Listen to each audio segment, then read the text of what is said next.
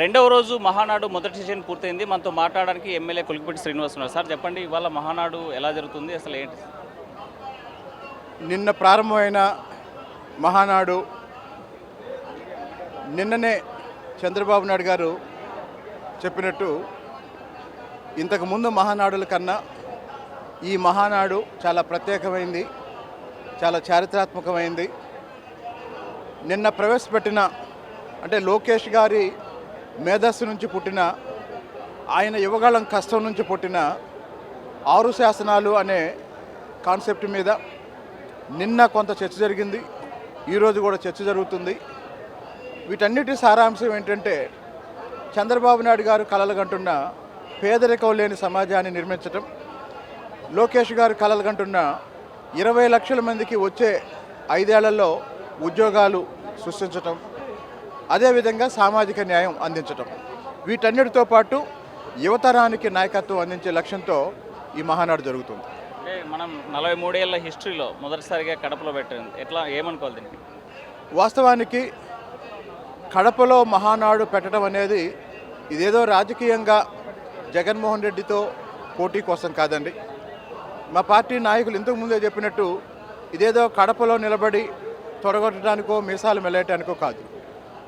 రాయలసీమ అభివృద్ధికి ఇప్పటివరకు తెలుగుదేశం పార్టీ ఏం చేసిందో చెప్పటం, భవిష్యత్తులో ఏం చేయాలనుకుంటున్నావో చెప్పటం, రాయలసీమకు ఒక భరోసా ఇవ్వటం, రాయలసీమలో ఎలక్ట్రానిక్ పరిశ్రమలు, కియా లాంటి పరిశ్రమలు, అలాగనే అనంతపురాన్ని, కర్నూలుని, చిత్తూరులో కొన్ని ప్రాంతాలని హార్టికల్చరల్ హబ్స్గా ఎలా తయారు చేయటం, వీటన్నిటికీ తోడు రాబోయే రోజుల్లో రాయలసీమలో పెండింగ్లో ఉన్న ఇరిగేషన్ ప్రాజెక్ట్స్ని ఎలా పూర్తి చేయటం, ఈ అంశాలన్నింటినీ మాట్లాడటం కోసం మొత్తం రాయలసీమకు ఒక భరోసా ఇచ్చి రాయలసీమలో వెనుకబాటుతనాన్ని తగ్గించడంలోనూ నిర్మూలించడంలోనూ తెలుగుదేశం పార్టీ ఇంతకుముందు పోషించిన పాత్ర, ఇప్పుడు పోషిస్తున్న పాత్ర, భవిష్యత్తుకి ఇచ్చే భరోసా అన్నీ వివరించడం కోసం కడపను ఎన్నుకోవడం జరిగింది. లిక్కర్ స్కామ్ని ఎలా చూడాలి? దమ్ముంటే నన్ను అరెస్ట్ చేయండి, ఇక్కడే ఉన్న జగన్ మాటలను ఎట్లా ఏమనాలి?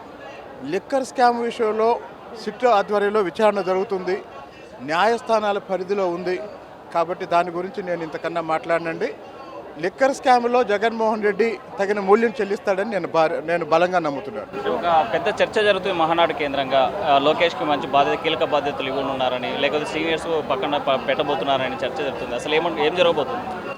ఇప్పుడు తెలుగుదేశం పార్టీ ఇన్నేళ్ల ప్రస్థానంలో చంద్రబాబు నాయుడు గారు పార్టీ అధ్యక్షుడిగా 30 సంవత్సరాలు పూర్తి చేసి ఇప్పుడు అమరావతి నిర్మాణం, ఆంధ్రప్రదేశ్ పునర్నిర్మాణం అనే మహాయజ్ఞంలో పూర్తి సమయాన్ని కేటాయించాల్సిన ఈ సందర్భంగా పార్టీ పగ్గాలు లోకేష్ గారికి అప్పచెప్పి వచ్చే ఎన్నికల్లో కూడా పార్టీని విజయపదంలో నడిపించే విధంగా లోకేష్ గారికి నాయకత్వ బాధ్యతలు అప్పగించాలనే అభిప్రాయాన్ని నేను కూడా సమర్థిస్తున్నాను. అంటే ఇప్పటిదాకా జరిగిన మహానాడుకి ఈ మహానాడుకు ఉన్నటువంటి ప్రత్యేకత ఏంటి?